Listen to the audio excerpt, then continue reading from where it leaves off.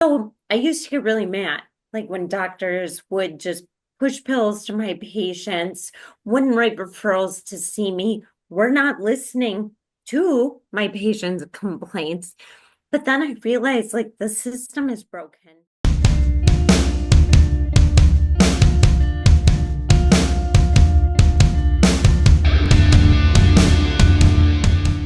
Dr. Jennifer Shell, you've been a chiropractor for a long time, and you are into what I would consider like holistic medicine. Is that correct? Yeah. Yep. I actually have a love-hate relationship with chiropractors, and we'll get into that in a little bit. But could you tell Oh me, no. yeah, could you tell me a little bit about yourself and how you got into being a chiropractor, first of all, and then how you got into holistic medicine? Yeah, for sure. So I always wanted to be a dentist. I really wanted to be an endodontist. Like I love um scraping roots out of teeth, like kind of gross and weird.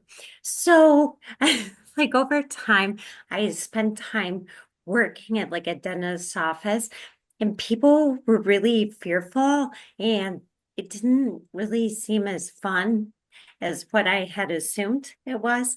So my grandmother was going to a chiropractor and I grew up like really medical. I didn't even know what a chiropractor was. And she was like, "Oh, you should call my chiropractor, blah, blah, blah." I was like, okay.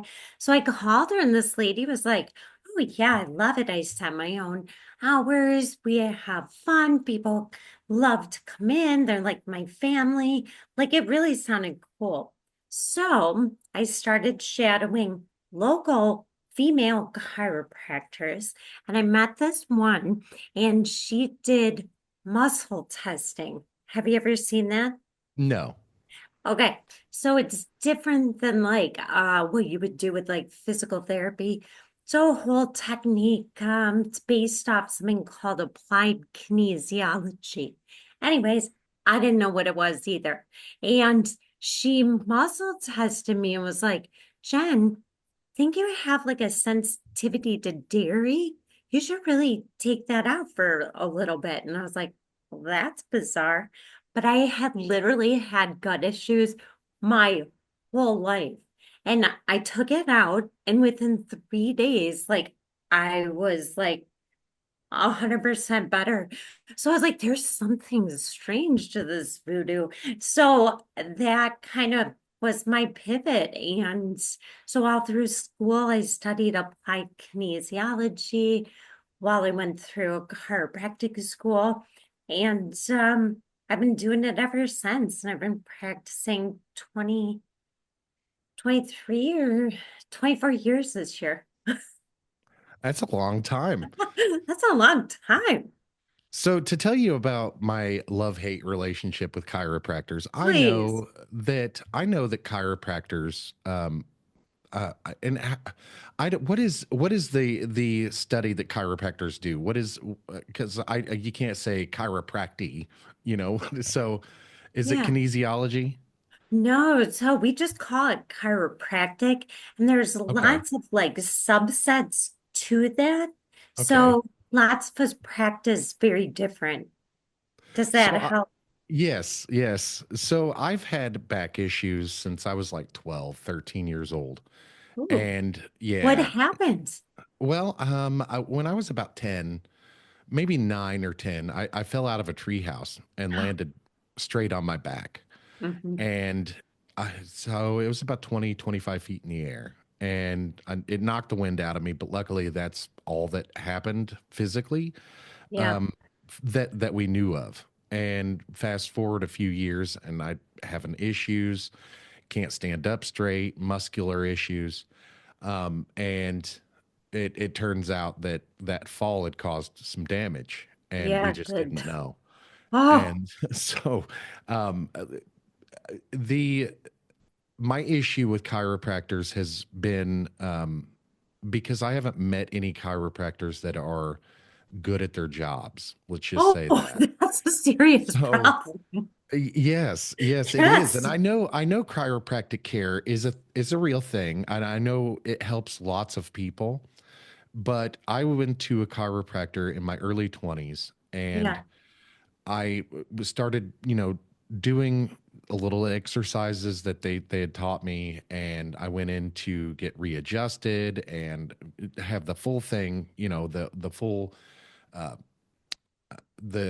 full experience, if you will.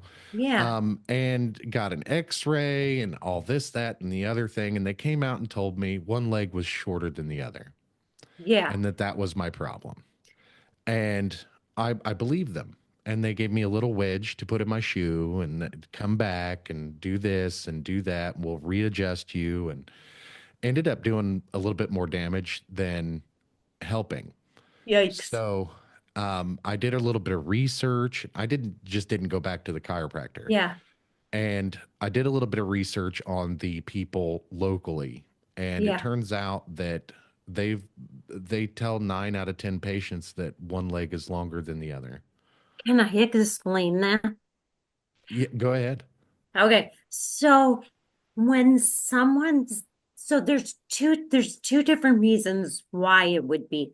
One would be if it's an anatomically short leg, you would have to have x-rays that go all the way down to your feet because then you got to measure the leg bones.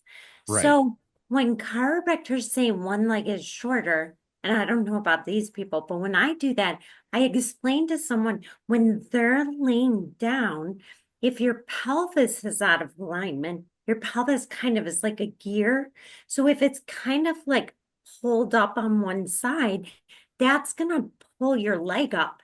That's not a permanent thing. That just means you just need realignment to get that to set right. So I'm so sorry that that happened to Yeah, you. and so it was for me. It was like an eye-opening experience when I Yeah. had a few friends come to me. Well, they told me the same thing, and so I'd Oh, go into doctors and be like, oh. "Well, one leg's longer than the other. What do I do?" And they're like, "One leg is longer than the No, other." not And anatomically. No. so I had asked around, I was like, why do they tell me this? And they said, Yeah. well, if they take an x-ray and they're looking at your spine and there's a little curve in your spine, they're going to give you what they think is the answer. And if they're telling 9 out of 10 patients that one leg's longer than the other, we've got an issue that, a bunch of people around here are running around with longer legs Lips. and Yeah. so I don't do those. they also, these same chiropractors have what they call an activator. Yes. And Yep. I've heard of that thing. And for me, looking at that thing and how it works, it's snake oil. It Oh, I can for me, explain. Yeah, no, I totally get you. So what happens is when something's new and somebody doesn't explain a lot, like this instance, like yeah, no, you didn't have an anatomically short leg. It's just that your pelvis was rotated, which is a really common thing. Lots of people have pelvis rotation, but that's not like the end all be all. And nor should you have, anyways, we could go on a whole tangent about that. But the activators, I do a little bit, but I don't do it with that. I use something else. But I just shadowed a woman who is an activator doctor. And same thing, I did not have a background this before I went to chiropractic school. And she'd walk in the room and go, ding, ding, ding, ding, and then walk out. And I'm like, what just happened? Like nothing happened. But then I actually took the course. So it is pretty cool. So on an x-ray, they've done studies with like a moving x-ray. So the nervous system is what regulates everything, right? Like the nerves that come out of every level of your spine on both sides. That's how we're breathing, we're talking, we're moving our muscles. Okay, so those little nerves come out each side, the little holes. But the bone, there's like a little joint. Anyways, the joint can kind of get out of place. It's nothing like out of place. It's just a teeny shift. But that shift can put a little pressure, even just like on the muscle, which affects the placement of that bone. Okay. So with the activator, if anybody doesn't know, it looks like a kind of like a how would you explain it? Look kind of like a syringe. Like a syringe, but it's metal and it makes a click. And then the end of it is soft. So, anyways, the whole premise is when you just click, you're stimulating the nervous system. So it doesn't have to be like this aggressive, like cracking, because that's another thing I don't always do. Depends on the situation, but like that can literally stimulate change in the nervous system. And I really have seen some really, really cool stuff. So there is a whole lot of different So techniques that is there chiropractic something do. inside? Is there something inside of that activator like a little shocker or anything like that? No, it's a spring.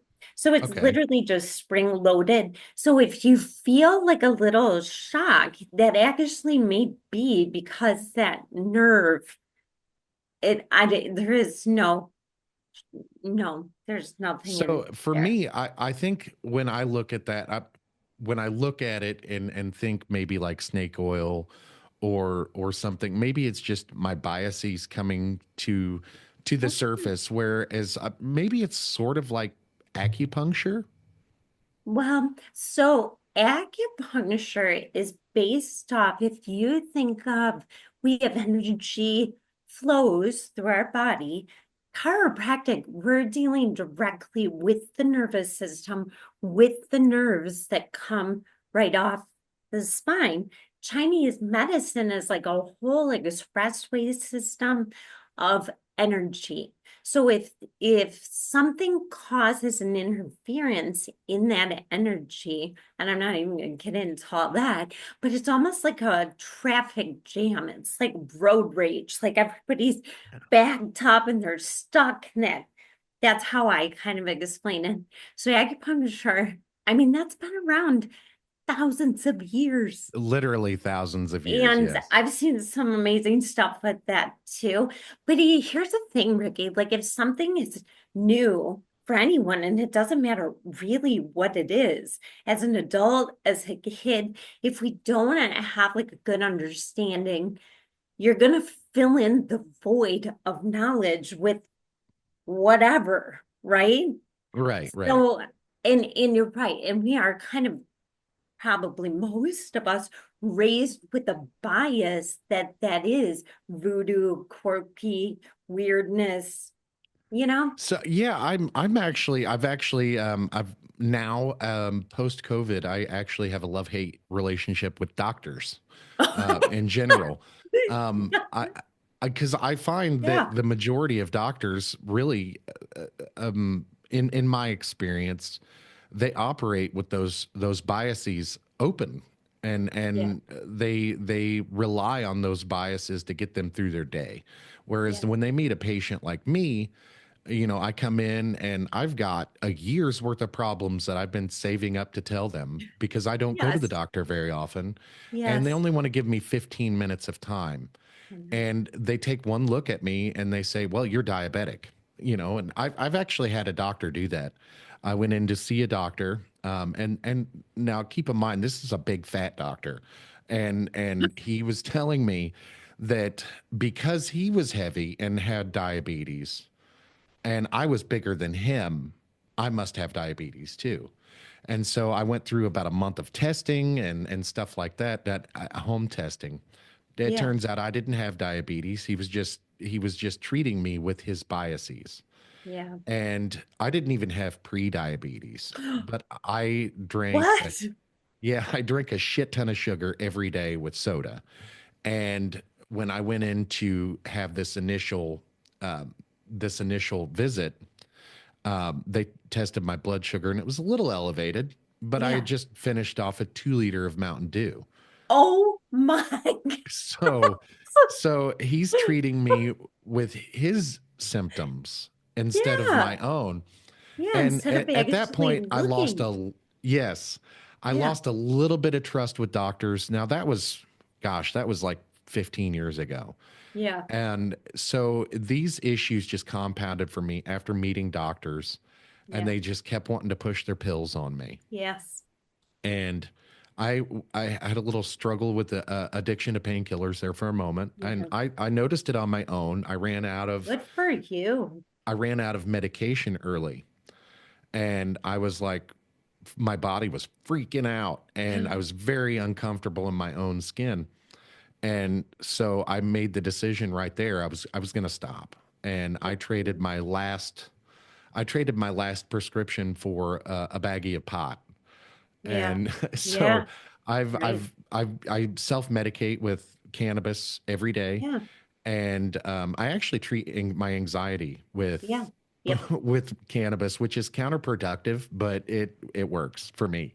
Yeah. I mean, listen, my I also agree with you. The problem is the medical system is really broken. And I used to get really angry and, kind of being a chiropractor, I feel like you're kind of a rebel against the system anyways, because people don't whatever. So I used to get really mad, like when doctors would just push pills to my patients, wouldn't write referrals to see me. We're not listening to my patients' complaints. But then I realized like the system is broken. They're only taught to they're only taught that you have an issue, you have a symptom, here's a script for a medication. Exactly. Exactly. And then the other problem is the insurance companies have screwed them over. So then they're not getting paid. So then they're trying to wedge, you know, uh, patients into a jam-packed day and they don't give you the time. It's really a sad Yeah. situation. The Yeah. doctors that I did see that helped were the honest doctors that were like, "Listen, you're just too damn big. You got to lose weight." Yeah. Yeah. And those doctors were the doctors that were the ones that didn't sugarcoat stuff, and that Yep. just came out and honest, and they're like, "Hey, the reason why your back hurts is because you're a big guy. You got a Yeah. lot of weight pulling on your frame, and you were never meant to be this size." Yeah. And so I lost 300 pounds, and 300 pounds? 300, I lost two people. So Ricky. at my Holy heaviest, I was cow. Good for 520 you. pounds. Wow. You 520 should be pounds. And I really didn't, proud of yourself. I That's am, I'm extremely proud of myself. yeah. And I didn't do it alone, actually. My wife went along the journey with me, That's and fantastic. she has lost over 200 pounds. Wow. Yes. So, and at my heaviest, I was 520 pounds. I had a lot of back issues, a lot Yeah. of just health issues in general. Yeah. And I couldn't move. I just felt like I was waiting around to die, is what I felt Yeah. like. Oh, And yeah. so when I lost that weight, I did have to have a weight loss surgery. When I lost that weight, every week I felt better. I felt better and I felt better. I got down to 220 pounds at, Whoa. at my lowest weight. I've gained a little bit of that back now, Yeah. but I felt amazing. I felt better at 35. Oh, Yeah. maybe not 35. I'm almost 40 now. So I felt better at 37 than Yeah. I did in my mid 20s. And So how did you do it? so the what I did was I went and I was supposed to have what they call a duodenal switch, which is Yeah. a combination of, I think it's Roux-en-Y gastric bypass and Yeah. the gastric sleeve. Yeah. And when I went in to do the surgery, my liver was too enlarged for them to finish the surgery. Oh, So they were only able to do the gastric sleeve. okay. And when they gave me my diet when I exited out of the hospital, the last thing I wanted to do was eat. I didn't want to eat. I Right. wanted to change that relationship with food and Yep. myself. So I wasn't able to eat, and all I wanted to focus on was drinking. Really, I was so Yeah, thirsty for like the first 2, 3 weeks after surgery. I just thirsty, yeah, and I drank water, and I just couldn't get enough. And finally, um, after about a month, I was able to just get up and start walking regularly, and that walking turned into exercising. And now that's outstanding. I exercise every day. I'm able to move around like a regular person. I have a 5-year-old son I chase around all the time, and I'm almost Yeah, 40. I'll yes, be 40 this year, and I'm keeping up with people, in their 20s and 30s. So yeah, it's very nice for me to be able to do that. But I think the biggest part of it was just getting up and moving my ass. That yes, was the hardest thing to agreed. do, but it was the best thing for me. Yes. It's like a vicious cycle. And I talk about this with my patients all the time. It's the same thing. Like they feel horrible. And I'm telling them, you have to force yourself to walk. Like just walk. I don't care if it's in your living room and you're watching TV and you just stand up and walk for like 10 minutes. Like Yeah. start with that. And You're right. I didn't look like I weighed 500 pounds. I Yeah. didn't look, but except, my skin was yellow and my eyes were starting to turn yellow. Yeah. And I was just so sick. I was getting winded just going to the bathroom. Yeah. And it was difficult for me to live. And then I just decided I've had enough. Either I'm going to die on the operating table or I'm going to sit here and die at home. And Yeah. I Yeah. I chose life. I Good for chose to you. live, and I chose to just get up and go do that damn thing. Yeah. And now I do struggle with motivation, and that's tied to my ADHD and anxiety, Yeah. in my own mind anyway. Yeah. But and that's what actually brings my conversation with you to the front is, I have really severe ADHD, and I Yep. self-medicate with sugar and food. Yeah. And Yeah. I have really severe anxiety, and Yeah. I try not to self-medicate my anxiety at all, because oddly enough, I like being anxious for some reason. I Yeah. don't know why. It's like your natural Yes, I spend about disposition. 90% of my day in a perpetual state of anxiety. And It's because I, your nervous system doesn't know anything different now. So when I'm you sure that's change what it it, is. what's that? I'm sure that's what it is. It's Yeah, just like, how it's my normal. yeah, yeah, yeah, And sort of like, so podcasting for me is anxiety inducing, yeah, and I get almost like a runner's high from podcasting. Like, yeah, this feels great for me. I was feeling kind of shitty this morning, and I'm like, and to tell you honestly, I'm still getting over the flu. I'm about 90% better, oh, and God. so I had the flu last Oh, week.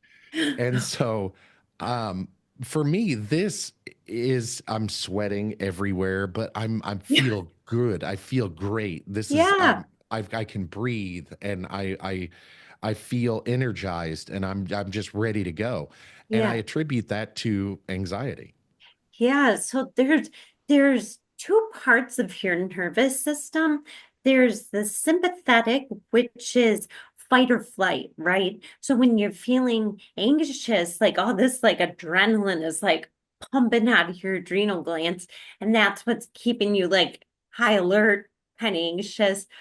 But there's another part, which is your parasympathetic.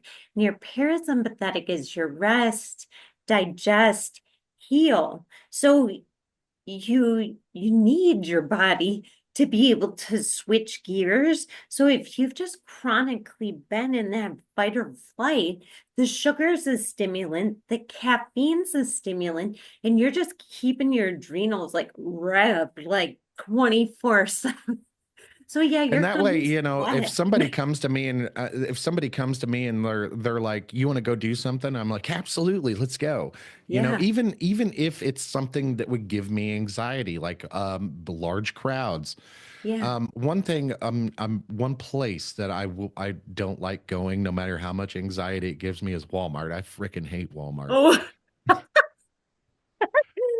okay. Can I just say, well, I get that with the Walmart, but let me just say, like, I feel like just meeting you and like first of all seeing your willpower, like your willpower is phenomenal. Like you've lost all that weight, you got yourself off pain pills, which is, and you force yourself to get uncomfortable. I kind of thrive off the same thing. Like if like I was so scared to do a podcast because I have this vocal cord problem and it used to for like 15 years introvert the crap out of me. And then I was like, well, what's the one thing that I would absolutely be horrified to do? Podcasts. So I forced myself, and now it's like I love it. Like you said, like it's so fun. It is, and it's when you get that feeling at first, and then the more you do it, you kind of realize that we're all Yeah. just people, and Yes. that's sort of the realization I came to with doctors. Yeah. Is Yes. they are people just like me. They're a Yes. little bit smarter. They've been Not through always. seven. No, Right. not always. No. They've been through 7 or 8 years of medical school, so Yeah. they tend to know a little bit about medical stuff. So Sure. I don't tend to argue with doctors. I just keep that stuff in my head and just walk out of the office and acknowledge that I just won't go see that doctor anymore. Yeah. I had a doctor that was so narcotic averse Yeah. that any issue that I came in with, she's like, "Well, let's try this first. Let's try this first." And at first Oh, it I pissed me do off. like that. Yeah, That she's yeah. At first it pissed me off because I was like, "Listen, lady, I know what's going on with me better yeah, than I you need do." this.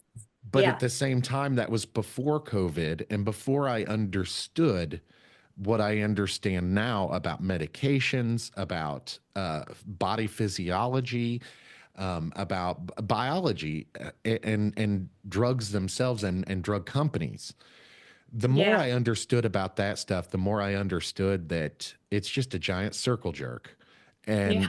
and I'm basically like their guinea pig. If I have an issue, Yeah. they're like, "Oh, they prescribe this." And podcast, I Oh, listen to a lot of podcasts. wait, Go ahead. Ricky, so she wasn't recommending alternative things or different things to try, or it was just script after script? No, this Oh, okay. particular doctor she was narcotic averse. So she would use Okay. medications, just not narcotic medications. Oh, okay. I got you. I got you. And she would try and as a matter of fact, I had an issue with anxiety when I went to go have my surgery. The doctor Yeah. put me down and I woke up in I when I woke up out of surgery from my weight loss surgery, it was like immediate anxiety. I couldn't breathe. My chest was heavy, and I sat right up out of bed. I got dressed 20 minutes after surgery. Like I got up and put my pants on, and I was like, "Lady, I can't breathe." And I told my wife, I was like, "I'm anxious. I've got an elephant sitting in my chest. Help me." And they gave me a shot. I don't know what shot it was, but they gave me a shot. And later on, they prescribed me Klonopin. Yeah. And as I started taking that Klonopin, I slept for 12 hours a day, 12 to 18 hours a day for the first 2 weeks, which Whoa. helped my recovery from my surgery quite a Yeah. bit. Yeah. However, after that, it was normal. And I was on 1 milligram, sometimes 2 milligrams per day. Yeah. And which isn't it's not a lot, but it is a lot of Klonopin. And after about a year of that, a year and a half, I went to the doctor who was narcotic averse, and she told me about Klonopin, and she's like, "Listen, Klonopin's not an everyday use medicine. It's an emergency use medicine. You should Yeah. not be taking this every day. It can cause a lot of problems. Yeah. And I was like, okay, well, why did these doctors prescribe it to me then? And she's like, I don't know, but now you're here with me and I'm Oh, not going to let you have it. So she took me off that medication and gave me Wellbutrin, yeah. which was supposed to help. It did not. It made it worse. I was Yeah. not. I couldn't sleep for like a week. I got Whoa. maybe an hour of sleep a day for like a Oh, week, and it was horrible. And at that time, I swore off all medications, and the doctor was like, "Well, go ahead and take these Klonopin as an emergency." I started doing that for a couple months, and I ran out of the script, and I was like, "It's a huge pain in the ass to go to the doctor to get yeah. a script just for just for this. Yeah. I'm going to try to make it without it." And that was a year ago or Wow. two. I don't really remember how long ago it was. I've been doing this podcast for a year, medication free. That's And amazing. yeah, the only thing I can attribute it to is learning more about how doctors and uh, the medical profession as a whole here in the United States, how it works, and it's all Hmm. money, and and the reason why they're trying to shove these pills at you is because it's a giant pyramid scheme, Yeah. and they're using our bodies to profit off of. And I became medication averse, Yeah. medication Yeah. as a whole. Um, watching my 15-year-old son struggle with his ADHD, and they had him on ADHD medicine that was not helping. It was basically legalized amphetamines, Yeah. and he would take it and it would work for him. He says it's working for me, but it wouldn't make a difference in the grades. Yeah. And I was like, well, if you can sit and get a C without the medication, I would Yeah. much rather that. Would Yeah. you like to be medicated? And he says, it helps me focus. And I'm like, but it's not, it doesn't seem, we don't see Yeah. the, the help, because it doesn't bring those C's up to A's. It Mhm. doesn't make you sit in that class any better than you did before. It's so we don't see an effect. Yeah.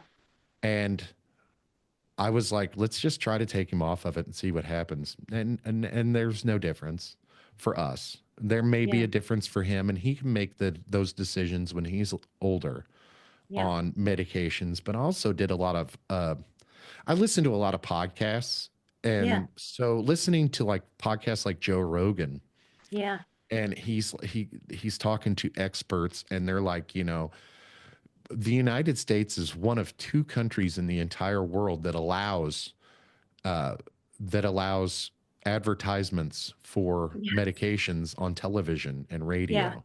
Yep. I didn't know that. I've lived in the United States my whole life. Never left the United States. Although I'd love to. Yeah. This is all I know. So, and I'm sitting here. I'm watching television. I'm listening to what they're telling me about these medications, and a lot of the side effects are worse than what they're trying to treat. Yeah. And it's unbelievable that people listen to these advertisements and they're like, I want to go to my doctor, get on that. Yeah. And there's so many side effects that they have to have uh, uh, legal uh, d- disclaimers on Warnings. their Yeah.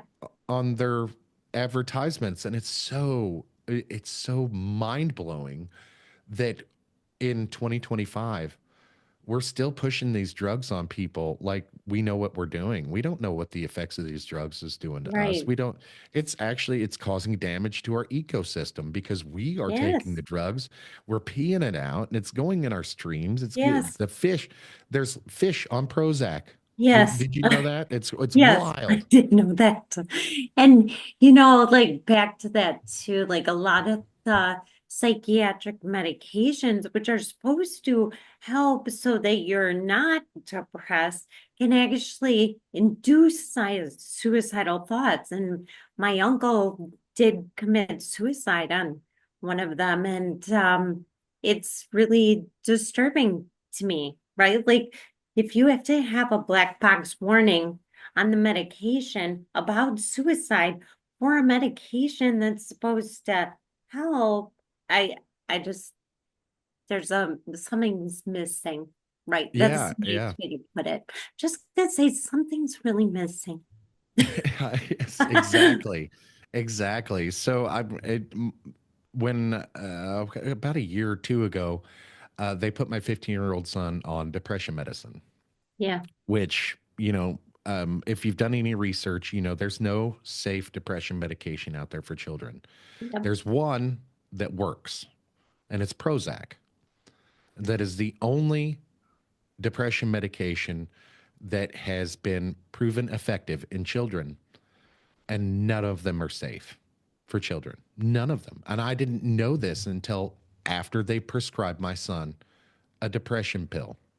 And I'm like, I'm looking at the kid. I'm like, he's no more depressed than the man on the moon. He's happy every day, all day. He's got a weight issue, Yeah. and they want to attribute that to depression. And I'm Mm, like, no, he just likes to eat. And he medicates with food just like I do, but I'm not depressed. I may be clinically depressed, but that's a whole different thing too. We were lied to about the chemical imbalance. yes. There's no chemical They can't, imbalance. they haven't found it. But here's something really interesting because I do a lot with clinical nutrition. So it's like using supplements to help the body. So one of the biggest things, and let me just say this disclaimer, like if someone is suicidal, like my vitamins don't come to me for vitamin, like do what you need to do to Yeah. stay safe. But so often I see that so much of our mood and our behavior comes from our gut. Like they found that our serotonin receptors, which are like your happy in your brain, your receptors, there's like, don't quote my number, but I think it's like 90% of the receptors are in your gut. So if your gut's jacked, yeah, you're going to be in a bad mental place. Yeah. Just And, saying. and that also, the food we eat, the ultra Yes. processed, the Oh, number dies, yes. red number 40, red number, what is it? Red number 3, I think is what. Yeah, I think it's blue three, red four, right? Something Or like did I that. make I that up? have no. There's so many of them that they don't even tell us that there's something wrong with it. They just give it to Yeah. us, and then we Yes. got to find out on our own. We should have been eating vegetables out of our own garden Yes. instead of going to the grocery store. Yes. Which, so part of that, so we didn't talk about this. I don't even know if I Yeah, say anything, but let's so go. years ago, Let's do it. okay. But so years ago, when I had my first son, he's going to be 18 in March. I brought him to daycare. He was like, I don't know, 8 weeks old or whatever. Anyways, he was there for about a year. And what I noticed after he was trying to eat solid foods was they were feeding them Eggo waffles for breakfast.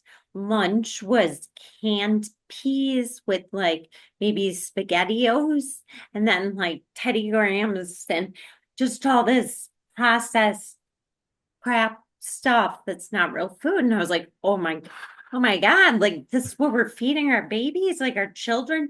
So I wrote a book. I've sold like 10,000 copies, but it's through doctors' offices, but it's on Amazon. It's called Food to the Rescue.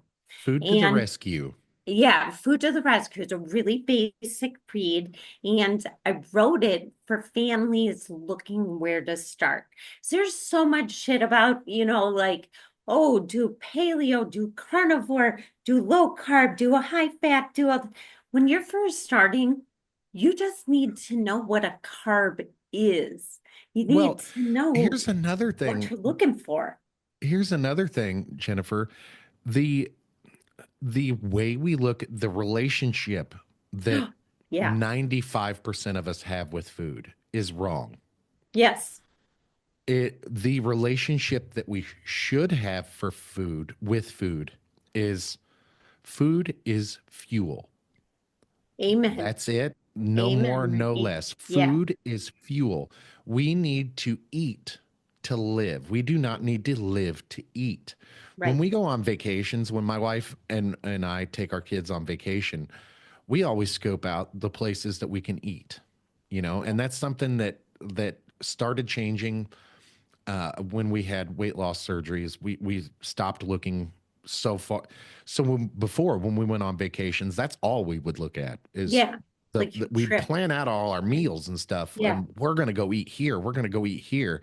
And now it's just one of those things that, okay, we have to eat, so we might as well, go eat here. Yeah. And when I travel, I like to eat things where that I can't eat at home.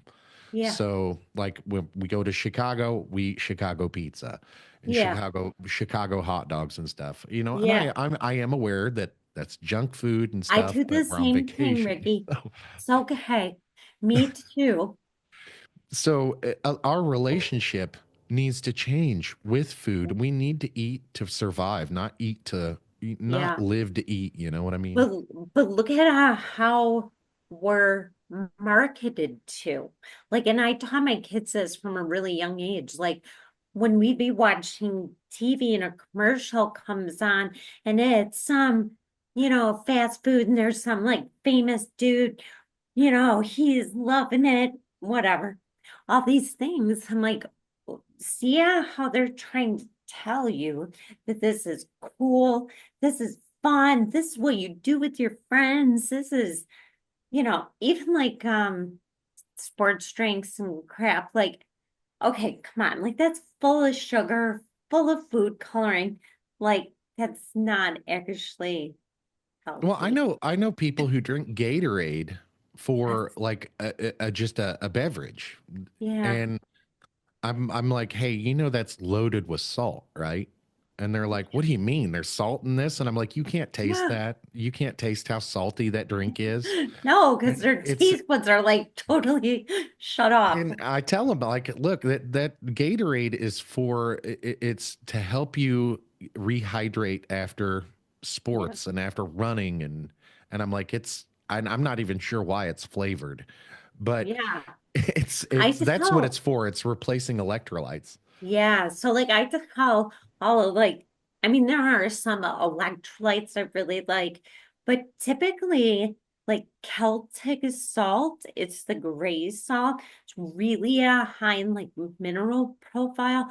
I'll have people like if they're working out or you live in like a really hot area, you just take a pinch of that and drop it in your water, put it in your mouth.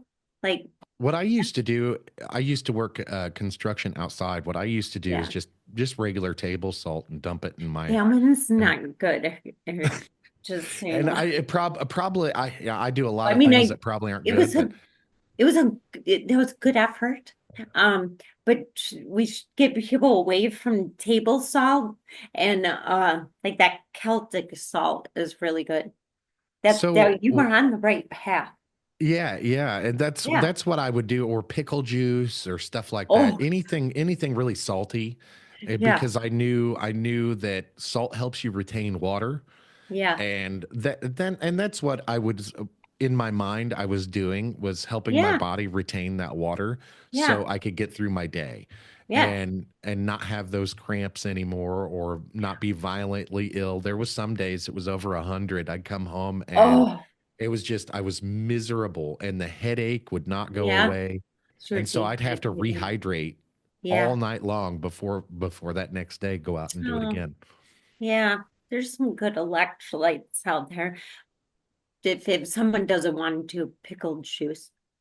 Yeah. I actually I've been drinking this I can't remember the name of it, but it's like it's a hydration packet. Yeah, It's like a 911 or an emergency type yeah, rehydration, but it's a packet yeah, that's got all those electrolytes and salts and stuff in yeah, it. And I just mix that in water and I don't even really care what the flavor is yeah. because I can taste that salt and I'm like, it's horrible no matter what flavor it is, but it works. There's I some good like ones. those for emergency Yeah. emergency rehydration, like after mowing the lawn. If you come in and you just don't Yeah. feel good, or you got too hot, have one of those drink packets, and I'm right as rain within 20 minutes. Yeah, they're really a lot of them. You do have to be, if you would like to be discerning. There is like a lot of artificial sweeteners. Sometimes they have stimulants in them. Sometimes they have food dyes. I do like just one you can get really easy is Dr. Berg, Eric Berg. He's got an electrolyte that I really like. You can get that. That's a good one. I think And it's flavor. so back to food to the rescue. And I'm Yeah. I'm actually looking at your Facebook page right here, Food to the Rescue. Oh yeah. Um, what do you recommend for to help stress and anxiety, like food wise? Oh, okay. Well, food wise, the biggest thing is you need to be getting enough protein and you need to be getting good fats because that's going to help stabilize blood sugar. So, if somebody is dealing with anxiety, so I see a lot of kids, I see adults, the biggest thing is you need when you first start to be eating probably every 2 to 3 hours. And it can be a small thing. Like it could be some like nitrate free or like unprocessed lunch meat or a cheese stick and roll it up. Maybe some I cucumber actually sticks. like, have you seen those P3s? Um, Yeah. Yeah, I those are think it's great Lunchable, little, Oscar Myers P3s. yeah, I actually like those, but what I make my own, good. because Yeah. I'm like little cheeses and nuts and stuff Yeah. like that. But I do know that there's a lot of sodium in those pre-made P3s. Yeah. So, I mean, I would I would do like a whole bunch of little. So here's a few ideas, like a hard-boiled egg with some baby carrots and some hummus, or celery sticks with like almond butter, something like that. An apple with peanut butter, that would be fine.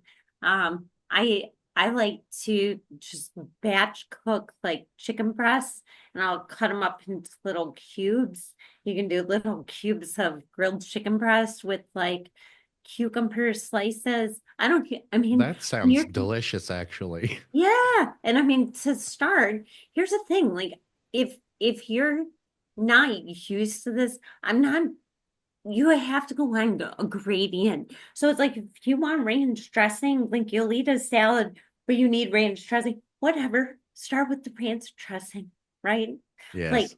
it's all about just kind of getting in a group. But for anxiety and focus, that is 100%. Like a kid cannot go to school on fruity pebbles and expect to stay focused or Pop Tarts or, I mean, I'm sorry, right? I should not call these things, but Oh like you no, need to, you're absolutely, I'm with you. Like we pack our kids so full of sugar these yeah. days. It's even worse than it was when I was a kid. Oh, it's insane. Like apple juice and a granola bar, that's probably 50, 60 grams of sugar. Like that's a whole day's allotment of sugar. And we think we're Yeah. doing something good, right? And Like, I oh, and you always apple have to you juice. always have to also have that mindset of calories in, calories out, especially if Yeah, you're trying to lose weight. yeah, Um, yep, for me, I crave protein like all the right. time. That's awesome. I love like nuts, Yeah. and like jerky. Oh my goodness, Oh, I I could love eat jerky all turkey. day long, every day. Do we Dukes? Have you seen Duke's shorties? Oh my Yes, gosh, we yes, buy those in bulk. I like the hot ones. I like the Yeah, my spicy son ones. likes those. I like the peach. They have these like peach barbecue that I can't get. Those are I've my, not seen that one. oh, I know you can't find them. The peach barbecue. Also, some really good ones are Epic. The Epic bars. It's I've just a never heard of meat. those. It's like literally not even jerky. It's like a chunk of meat. Like I get the venison. Oh, It's yes. like a stick.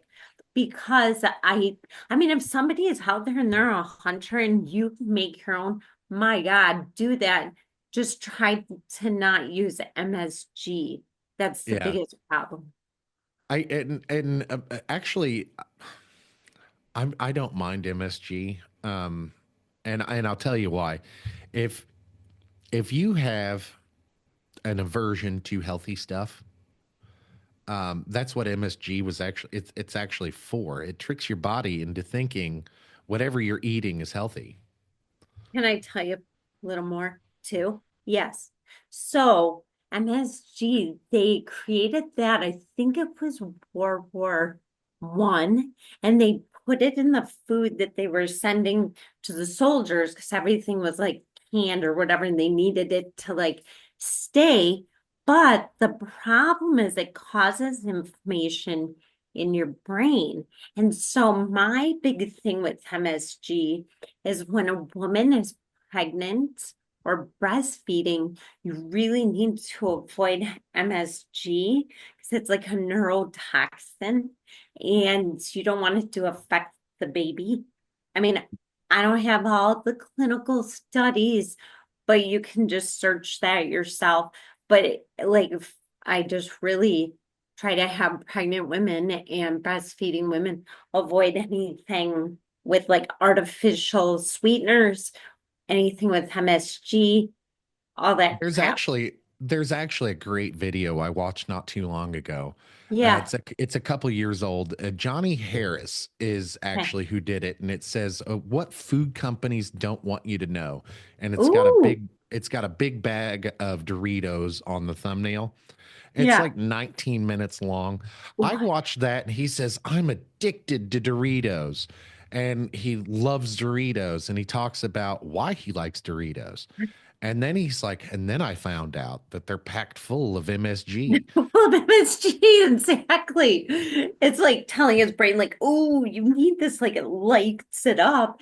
Yes. And yeah, yeah. Yeah, So and I actually like Johnny Harris. I'm gonna have to He check was a that out. great yeah, he used to be a reporter with Vice, I think. Oh, I could I could fight. be Yeah, way yeah, off base with that, but yeah.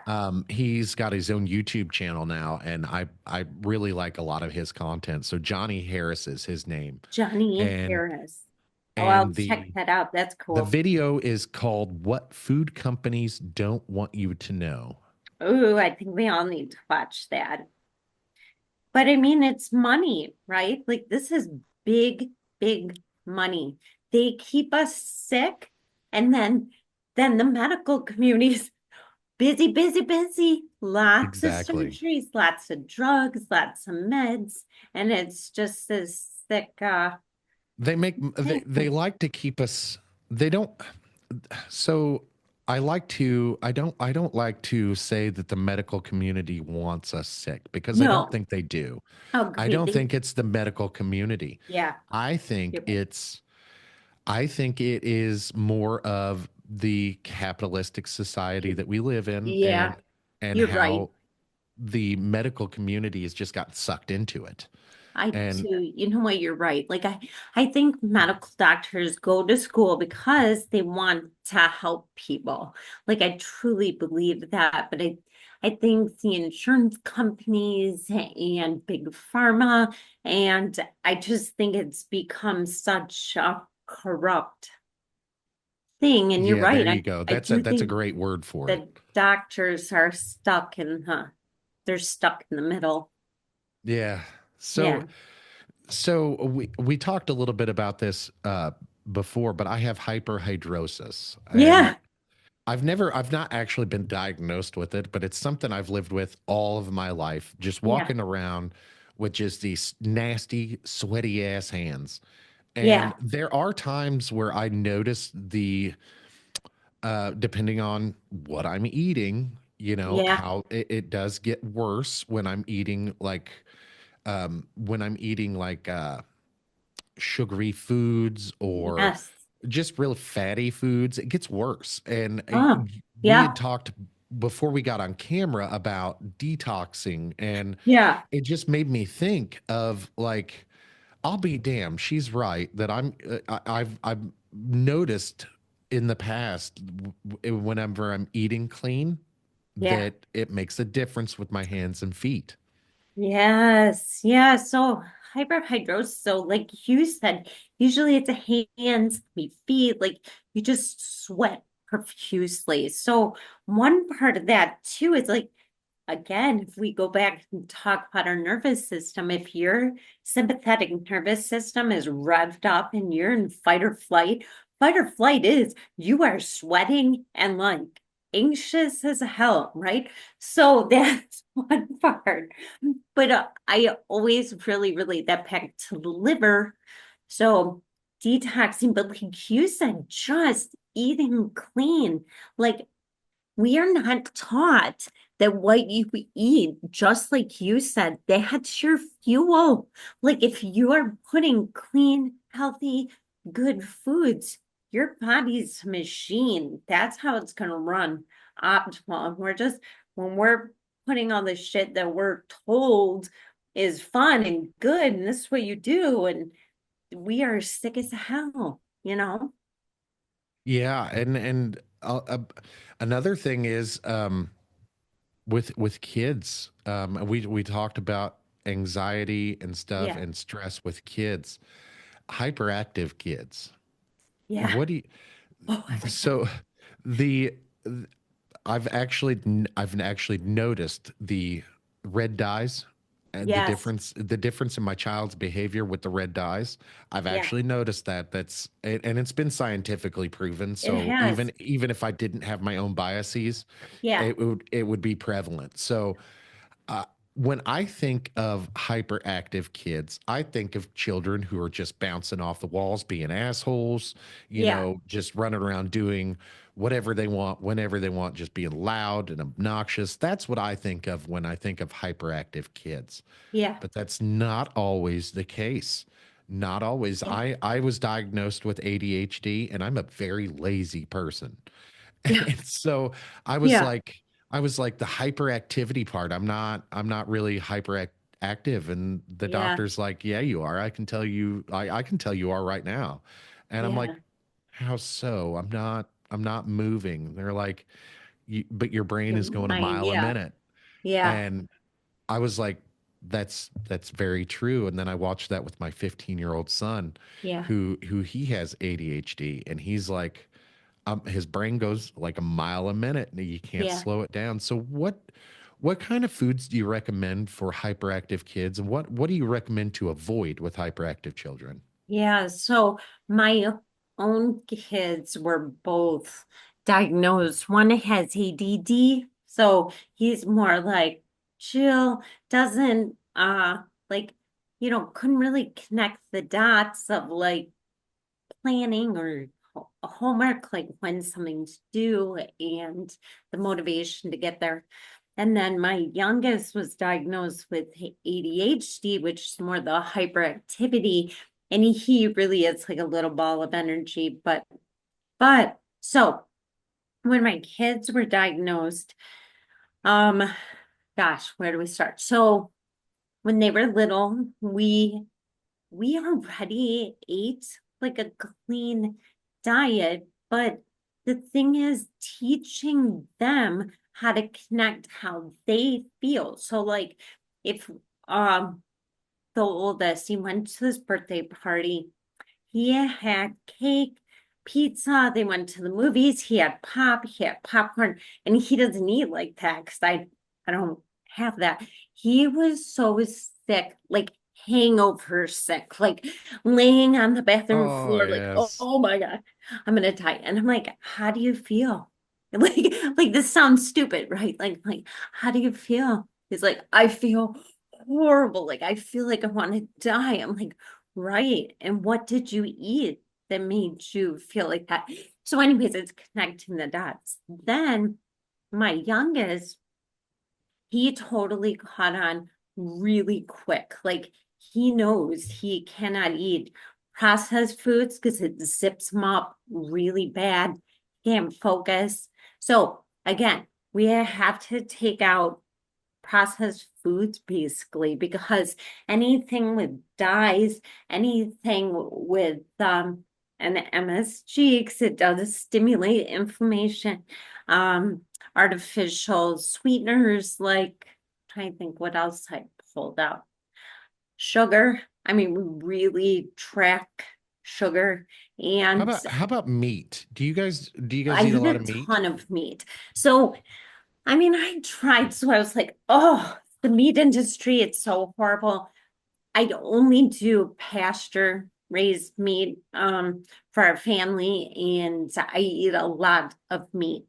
But the biggest thing with meat is you need to counter it with like vegetables because meat's really acidic, but vegetables are alkaline. And so really acidic technically you'd think would raise your inflammation, but I have patients on the carnivore diet who are freaking rocking it and feel amazing. So I also have patients who are kind of pescatarian or whatever's you see how your body feels best.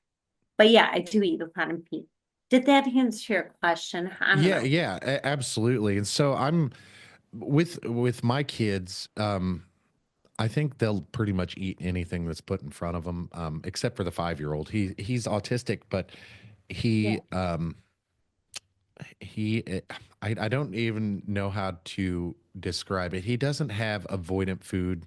He doesn't avoid foods Yeah. except for like meat, but it's very he's a grazer. So he has his favorite safe foods, like cottage cheese, cheese Oh, sticks, yeah. jerkies, stuff like that. Okay. He's got his safe foods that he likes to eat when he doesn't like what we're eating.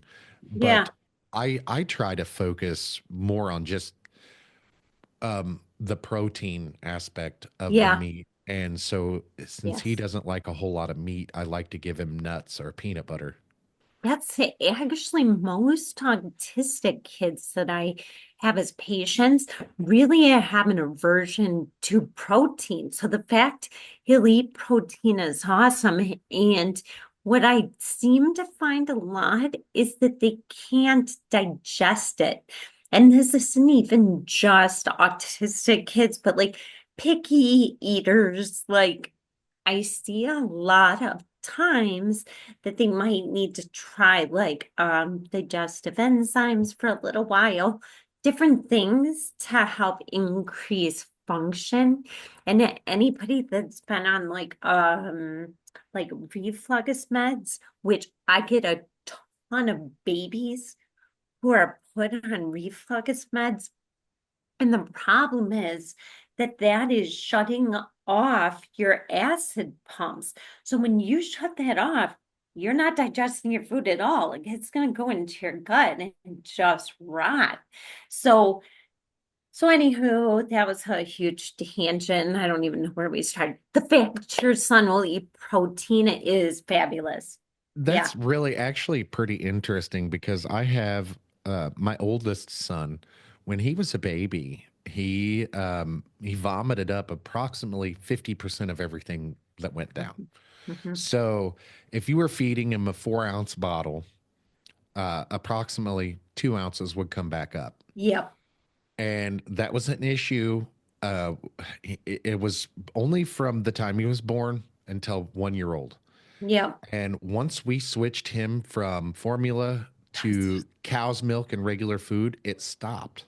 Yeah. And I was just amazed by, okay, so you're telling me like he's got acid reflux, when he's drinking formula, but he doesn't when he's drinking cow's milk. That does not Right. make sense to me. And so Because I, it's the formula.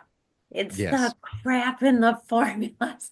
I tell all my patients there's a couple of German brands that I really like for formula, like Hip, Holly. There's a couple others, but I literally think it's the formula that's. Such a problem. And that's very, very interesting because I know a few babies who are less than a year old that they actually have similar issues, not the Yeah. same issues, but similar issues. Yeah. And I just think that, man, all this crap that we've been eating and drinking over the years is Yeah. finally catching up to us, and people are understanding like they didn't put too much thought into any of this other than profit. Right. Agree. And I mean, some of the baby formulas that are supposed to be when a kid can't digest formula, then it's all corn syrup. It's Yes. corn syrup. So I'm like, oh, holy. And So how that's, that came about was it's just easy to grow. Corn is just easy to oh, grow, it's so, yeah. and it's That's genetically a, modified. that's a whole other topic, right? The high fructose corn syrup, and now they're using like corn fiber. They're Yeah. putting that in. I I know. think It's, I think a lot of things are going to change. yeah, me too. I know the FDA is getting a lot of heat right now Yeah. from, and it's actually coming from conversations like this Yeah. on Yeah. podcasts. It's not coming from mainstream. You Yeah. know, it's not Mhm. coming from people who make money on this shit. Right. It's from people like you and I who have Yeah. noticed over the years, like, well, this doesn't make sense, or Yeah. seeing the Yes. evidence of hyperactivity in children after they've gotten done eating something bad for Yes. them. You know, Yeah. it really helps conversations like this. And when we first started talking, there was almost an adversarial relationship there because I've got a I love didn't hate. feel it. Well, I have a love hate relationship with chiropractors, you Yeah, know, that's and in okay. my experience, I've not dealt with chiropractors who are honest, who are wanting to help. They're just out trying to make a buck. Well, And that's, I've that's just been my experience, and talking with you and having explaining a little bit of that. Nobody's ever explained the activator to me before. You know, yeah. even the chiropractors that I'm degrading because I'm calling them snake oil salesmen. Even those people didn't take the time, the 5 minutes it took you to explain to me, they Yeah. didn't take that time with me. And I Yeah. think that this whole podcasting thing is just a natural progression Yeah. of people being fed up Yeah. with the lies that we're being told Yeah, and sure. the obfuscation of what we should be doing Yeah. versus what we are doing, all in Well, the name of profit. you know what, too, Ricky? I really feel like we have to all come to the realization that we have to take responsibility for our families, right? Like we have to take responsibility. Don't rely on, I mean, I'm not saying don't rely on what your doctor says, but think with that. Does that really make sense to you? Ask questions, do research. Like you're saying, that video with Johnny, whatever about the food, I did write that down. But Yeah, like you guys, like we have to get educated and find what's right because you're not gonna find it mainstream, right? I mean, right. Yeah, and then just I try to remember that whatever goes in, like we are yeah, what we eat. And I've been hearing that all my life.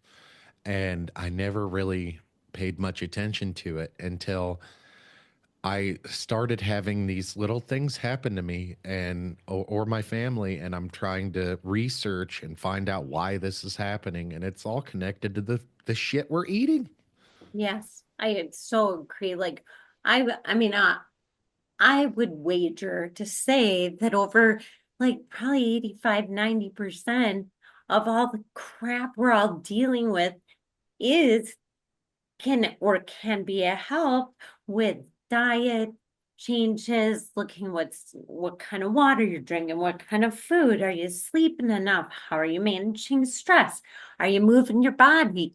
Like take responsibility Uh, for th- That's yourself. a that's a big one. Are you moving? That's Yeah, not only the food intake and right. the liquid intakes. Are you moving? Get Yeah. up, get off your butt, Yes. go. Even if you want to just, it's too like this is an excuse I use a lot. It's too cold outside. Dude, you just stand up right there in that chair and you just start walking. You talk to Exactly. me while you're walking 10 minutes. Like just Yeah. start, right? And that's all it takes. Or, Yeah. if you don't want to go outside, you go jump in your car and take a trip to the mall or Yes. to Walmart and just walk around the store. You know, Yes. I love window shopping. I'm pretty broke most of the time, so I can't do anything other than window shop. Hey, you can go to the thrift store. That's one of my Yeah, favorite spots. Like go walk around. You never know what treasure you will find there. that's a good point because I actually know a lot of people who go thrift shopping and Yeah, I they love it. show up with the coolest stuff. And it's Listen. actually, if you have young kids, Yeah. and you give them $5, and you Yes, go that is thrift store shopping, you're like, jackpot. you could get probably 2 or 3 hours of entertainment just watching, see what they can get with $5, you know? Seriously. And Agreed. so how much time you got? You got a few minutes. So I want to Yeah, I talk got a about few some minutes. essential oils. Oh yeah, I'd love to talk about it. Yeah, I got a few minutes. So speaking of snake oil. No, I'm just kidding. So essential oils, like this really is so funny because for 20, probably 20 years, like my patients, like I said, I'm working with diet, we're doing supplements, but when I recommend supplements, like you have to have a license to distribute them. Like these are not Walmart vitamins, right? Because then I know they're being tested and I know the purity and the potency. But my patients would come in with like essential oils and be like, "Oh, can I diffuse this in my baby's room? Can I?" And I thought they were all the same. And I was like, "Oh, yeah, sure. Yeah, that's fine." And then COVID hits and I'm stuck in that house. Like I learned how to finger crochet scarves and sit like I got bored. And I did this deep dive on essential oils. And I found that the industry is very corrupt. So, so here I am telling my patients, yeah, it doesn't matter what you choose. Oh my God, yes, it does. Because like over 85% are contaminated. So the issue with this is not so I get all like excited about it. So let me backtrack. People will diffuse oils, right? That's kind of what we're like, oh yeah, diffuse them. But if they're contaminated, it's neurotoxic. So think about people, everybody's plugging in their Glade plugins with essential. That shit's all chemicals. That is all chemicals. That's not so it's neurotoxic. Okay. So, so anyway, so then I do this deep dive and it took a ton of research and companies were saying, yes, we're pure. Yes, you can ingest it. Yes, you can do all this stuff. But what I've realized with all the other supplement companies that I've used is show me the testing. Like, show, what was that, Jerry Maguire?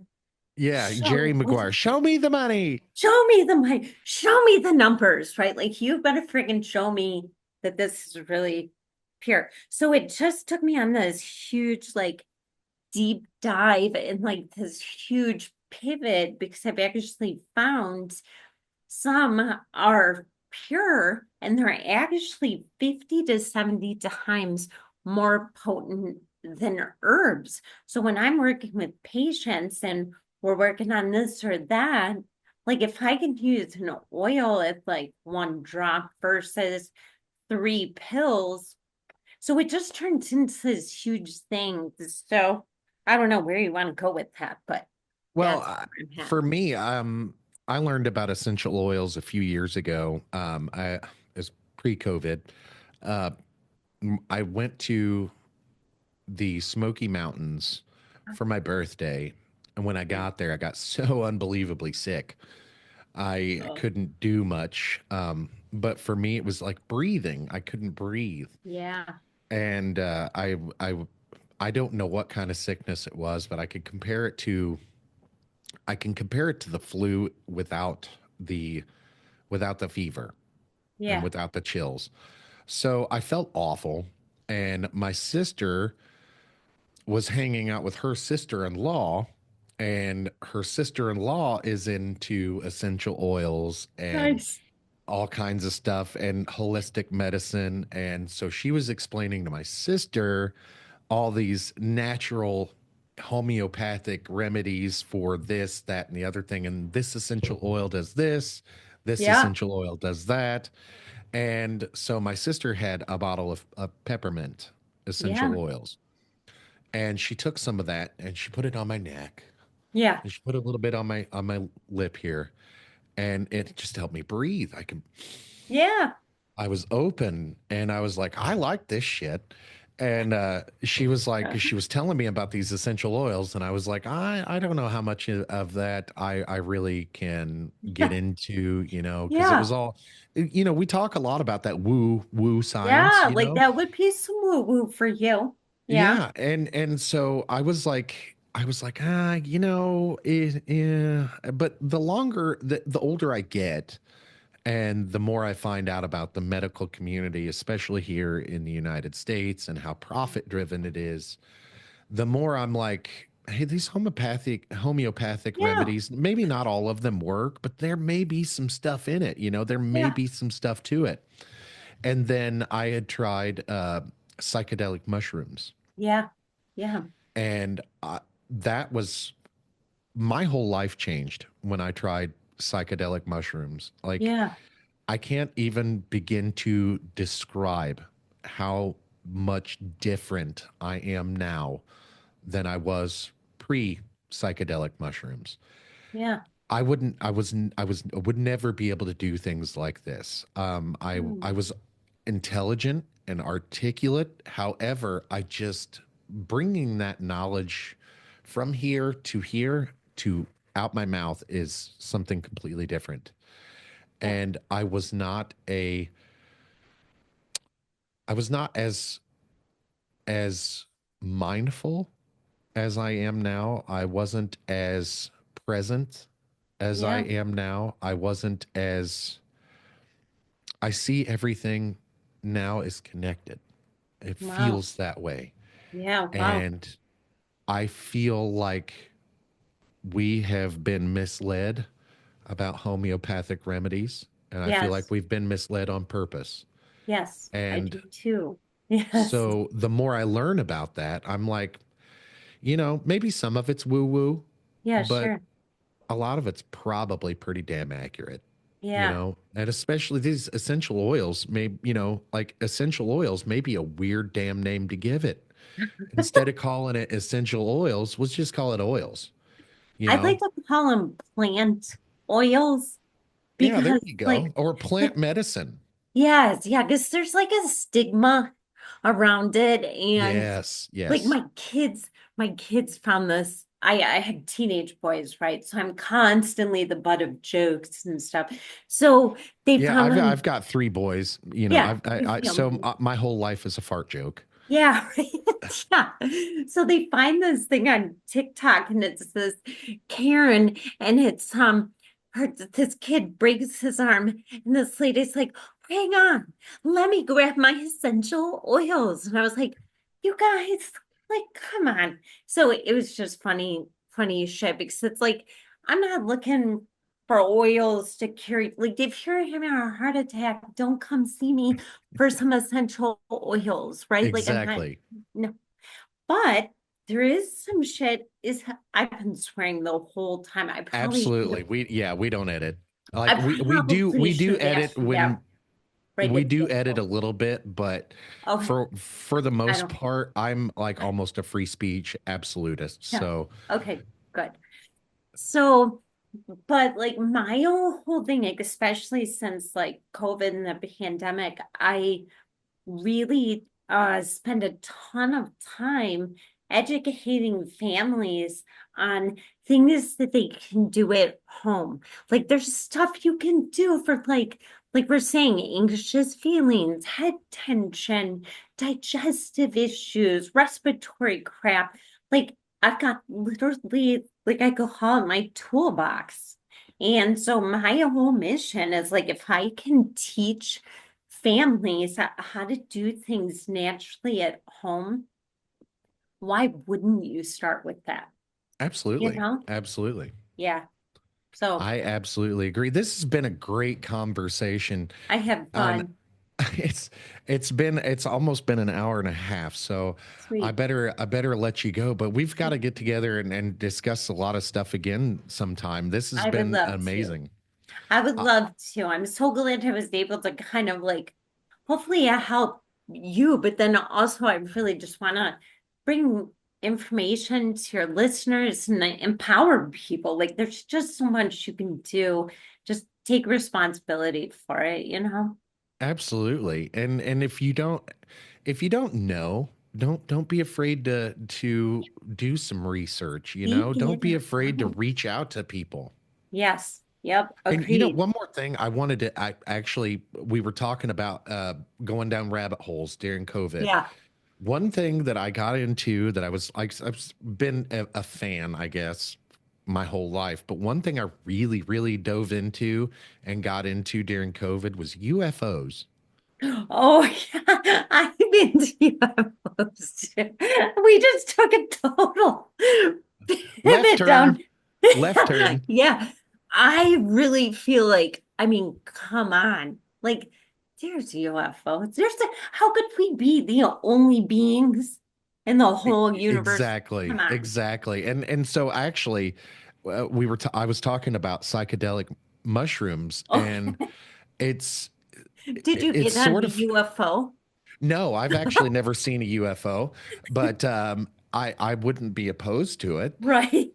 But you know, I feel like we are all connected. I Yeah. feel like Yeah. everything is alive. Yeah. Everything is Yes. conscious, and we all share that collective conscious. I'm Yeah. connected consciously to the trees out front Yeah. and the grass. I feel like we are all connected, and that's part of the big lie that we've been sold, right? Yeah.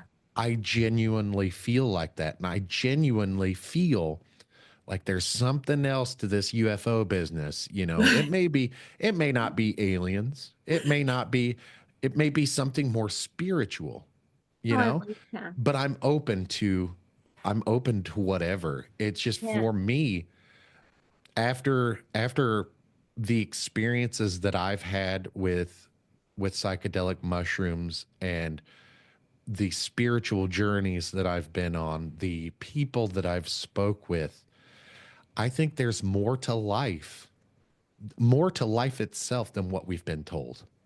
Oh, I so agree with you. And I think just kind of, I can't speak despite the psychedelic mushrooms, but what I can speak to is that really, like, if we just collectively listen to each other, just be open to listen. You don't have to agree with someone.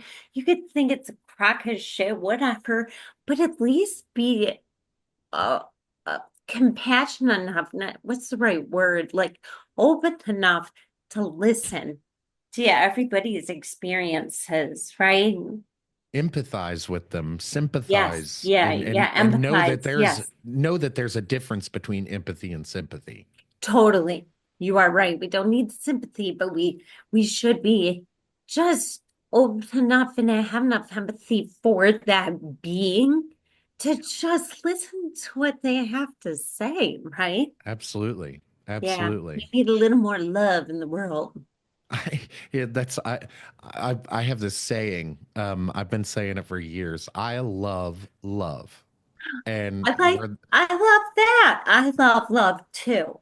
where that comes from is my whole life I've been a softie. Yeah. I've been You a don't look rough, like you've been a softie, Ricky. yeah, a rough and tumble. That's the name of my game. Yeah. It's but I've been so outside appearances I look rough and tumble, and I am Yeah. rough and But you're tumble. sweetie on the But inside. I'm yeah, exactly. I'm one of those type of guys where if you are watching a somewhat sappy TV show or movie Yeah. and you look over, I've got tears streaming down my That's my face. husband too. Yes. So I I think we need love that. love. I Yeah. love love, and Christmas is my favorite holiday, and Same. so I've got a lot of 40 years worth of experiences that show me that love conquers all, and there's no greater feeling on the planet than love. Yeah.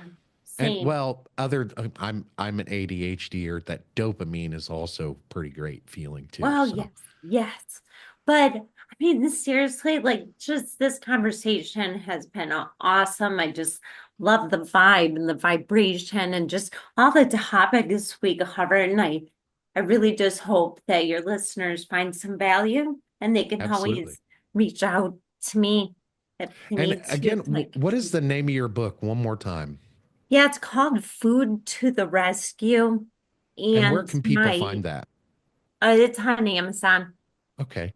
Okay. Yeah, And actually, Dr. Jennifer Shell, she has a Facebook as well, that Food to the Rescue Facebook page. yeah. Are you on Instagram as well? Yeah, I'm more on Instagram. That's Food to the Rescue, but there's a period between each word. So, Okay. yeah, Awesome. And thank you, we'll Ricky. link all that stuff in the description. I'm not sure if they're I'm sure my editor will figure out how to do the Amazon in Oh, the cool. description as well. That's So we'll awesome. we'll link Thanks. all that in the description below. And you know what, Jennifer, this has just been a wonderful conversation. I hope to do it again sometime. Thank you very Thanks. much. I'd love to, Ricky. Thanks so much. Awesome. We'll see you later. See ya. Bye. Bye.